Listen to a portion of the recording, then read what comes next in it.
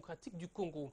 Le gouvernement congolais vient de revoir la mesure prise par le Premier ministre Matata Ponyo en 2012, interdisant l'importation des véhicules vieux de plus de 10 ans en RDC. En effet, à travers un décret datant du 4 avril dernier, le Premier ministre sortant Sami Badibanga a autorisé l'importation des véhicules de plus de 10 ans avec un délai maximum de 20 ans. Cette décision est une réponse à la demande des transporteurs pour un assouplissement des conditions d'importation des véhicules d'occasion en tenant compte du pouvoir d'achat de la population.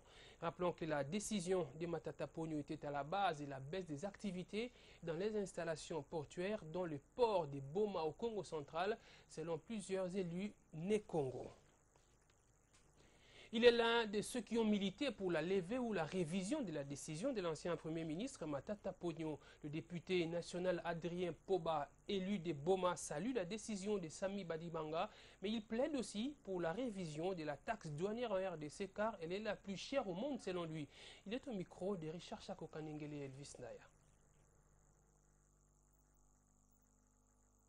Quand quelqu'un fait du bien, il doit mériter des félicitations. Je dis d'abord merci à mon collègue et mon président du groupe parlementaire, Sami Badibanga, qui a pensé quand même, tant soit peu, de pouvoir soulager la misère du peuple né-Congo en particulier et en général du peuple congolais. Parce que vous savez, mon frère journaliste, je l'ai dit même dans le perchoir au niveau du palais du peuple, lors de la présentation du budget 2013, je pense que vous m'avez suivi quand j'avais soulevé ces problèmes, où j'avais dit même au Premier ministre que suspendre l'importation de ces véhicules, c'est prendre une mesure antisociale, puisque à Boma, les jeunes vivent que de ça. Qui achetaient des marchandises vers l'Europe pour les envoyer dans nos déports, c'est vrai qu'ils ont perdu un peu l'élan, mais ça doit prendre un peu de temps. Ce n'est pas du tic au tac.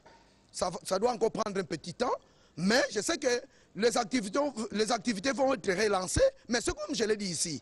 Maintenant, ce qui reste, c'est réduire le taxe douanière. Autant qu'on ne va pas réduire les taxes douanières, les gens vont continuer à envoyer leurs marchandises au port de Pointe-Noire. Donc, à ce moment, il y aura toujours un manque à gagner dans les trésors publics.